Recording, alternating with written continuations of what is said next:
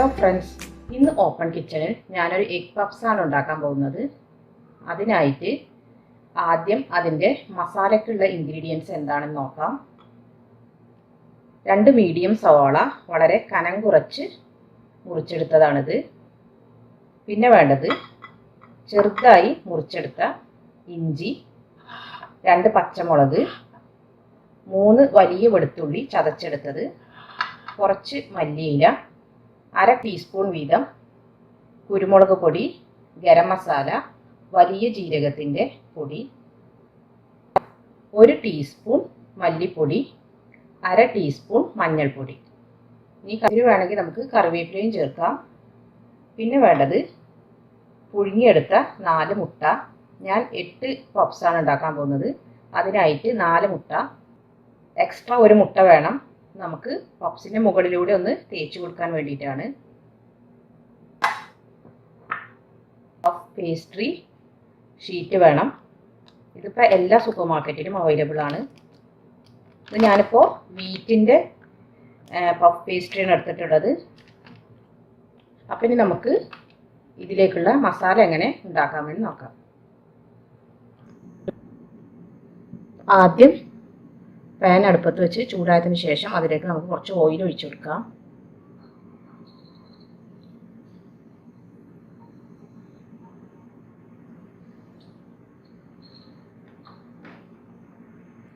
ഇതിലേക്ക് സവാള ഇട്ട് കൊടുക്കാം.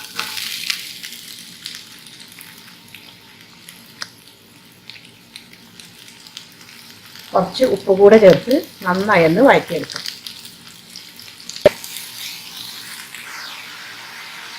ഉപ്പിട്ടതിന് ശേഷം ഫ്ലെയിം ഒന്ന് വളരെ കുറച്ച് കൊടുത്തതിന് ശേഷം മൂടി വെച്ച് കൊടുത്താൽ പെട്ടെന്ന് നമുക്കിത് വഴണ്ടി കിട്ടും.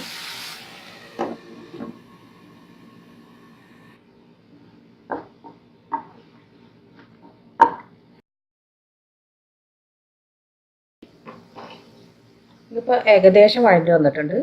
നമുക്കിതിലേക്ക് വെളുത്തുള്ളി, പച്ചമുളക്, ഇഞ്ചി ചേർത്ത് കൊടുക്കാം.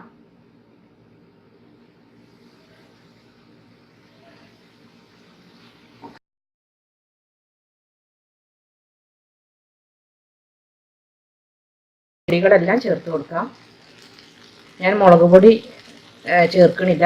നിങ്ങൾക്ക് എരിവ് കൂടുതൽ വേണമെങ്കിൽ മുളക് പൊടിയും ചേർക്കാം.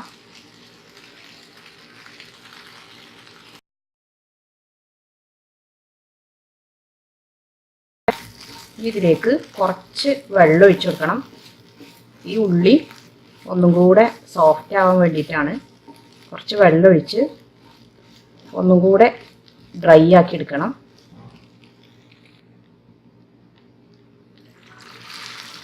വളരെ കുറച്ച് വെള്ളം ഒഴിച്ചാൽ മതി. മൂടി വെച്ച് കൊടുക്കാം.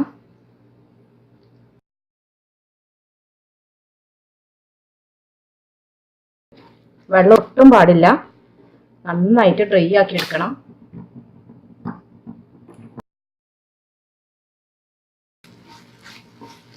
ഈ മസാല നമുക്ക് ചൂടാറാനായിട്ട് വെക്കാം.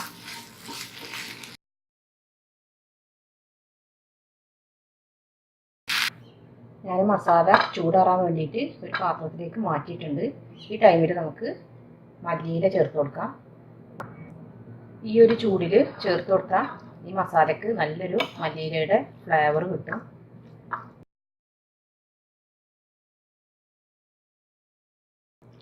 ഇത് ചൂടാറാനായിട്ട് ഒരു 5 മിനിറ്റ് വെക്കാം.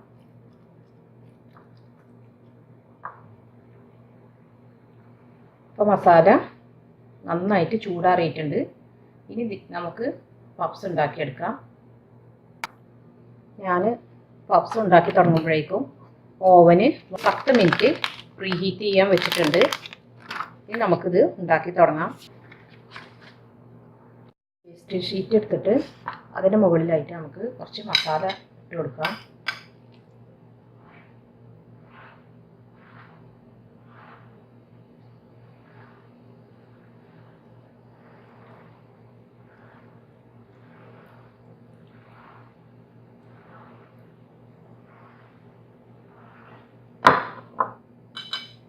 ശേഷം ഒരു ഹാഫ് മുട്ട അതുപോലെ വെച്ച് വെക്കാം. ഇതൊന്ന് ഒട്ടിച്ചു കൊടുക്കണം.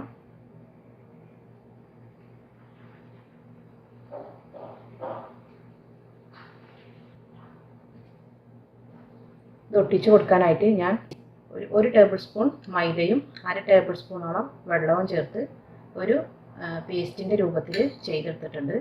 ഇനി ഇതുകൊണ്ട് നമുക്കിതൊന്ന് ഒട്ടിച്ചു കൊടുക്കാം.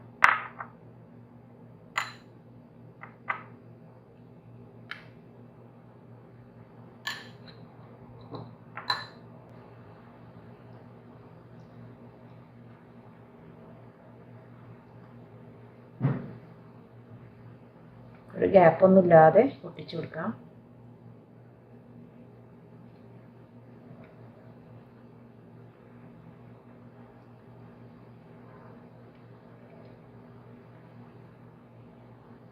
നമ്മുടെ ഒരു പപ്സ് റെഡി ആയിട്ടുണ്ട്. ഇതുപോലെ എല്ലാം നമുക്ക് ചെയ്തെടുക്കാം.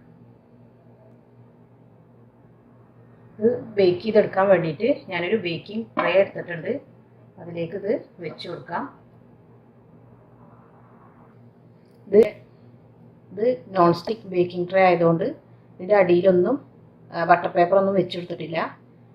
നമ്മുടെ സാധാ ബേക്കിംഗ് ട്രേ ആണെങ്കിൽ ഇതിൻ്റെ അടിയിൽ ഒരു ബട്ടർ പേപ്പർ വെച്ച് കൊടുത്തിട്ട് വേണം നമ്മൾ പപ്സ് വെച്ച് കൊടുക്കാൻ. ഞാനിപ്പോൾ പപ്സ് എല്ലാം ഉണ്ടാക്കിയെടുത്തിട്ടുണ്ട്.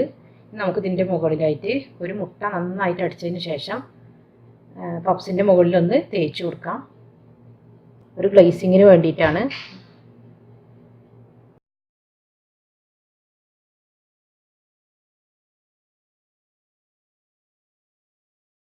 ഒരു 180 ഡിഗ്രിയിൽ നമുക്കിതൊന്ന് ഒരു 15 മിനിറ്റ് ബേക്ക് ചെയ്തെടുത്ത് നോക്കാം. ഞാൻ ആദ്യം പറഞ്ഞ പോലെ ഓരോരുത്തരുടെ ഓവൻ്റെ ടെമ്പറേച്ചറും ടൈമൊക്കെ വ്യത്യസ്തമായിരിക്കും. അപ്പോൾ അതിനനുസരിച്ച് ബേക്ക് ചെയ്തെടുക്കണം. ഞാൻ ബേക്ക് ചെയ്യാൻ വെക്കുമ്പോൾ പ്രത്യേകം ശ്രദ്ധിക്കേണ്ടത് ഇതിൻ്റെ ഒരു ഗ്യാപ്പും പാടില്ല. നന്നായിട്ട് ഇത് ഒട്ടിച്ചെടുക്കണം. കാരണം ഇത് ബേക്കായി വരുമ്പോൾ ഇത് തുറന്നു പോകാൻ സാധ്യതയുണ്ട്. അപ്പോൾ അത് പ്രത്യേകം ശ്രദ്ധിക്കണം. നമുക്കിത് ബേക്ക് ചെയ്യാനായിട്ട് വെക്കാം. അപ്പോൾ പപ്സ് എല്ലാം ഇവിടെ റെഡി ആയിട്ടുണ്ട്. എനിക്ക് ഏകദേശം ഒരു അരമണിക്കൂർ എടുത്തു ഇത് ബേക്ക് ചെയ്ത് കിട്ടാൻ. വീറ്റ് ഫ്ലോറിലില്ല പേസ്ട്രി ഷീറ്റ് ആയതുകൊണ്ടാണ് പപ്സിന് ഈ ഒരു കളറിൽ ഇരിക്കുന്നത്. ഇത് നമ്മൾ കടയിൽ നിന്നൊക്കെ വാങ്ങണ അതേ ഒരു ടേസ്റ്റ് തന്നെ ആയിരിക്കും ഈ ഒരു പപ്സിനും. അപ്പോൾ എല്ലാവരും ഇതൊന്ന് ട്രൈ ചെയ്ത് നോക്കി അഭിപ്രായം പറയണം. ഇനി അടുത്ത റെസിപ്പിയുമായി വരുന്നത് വരെ താങ്ക് യു.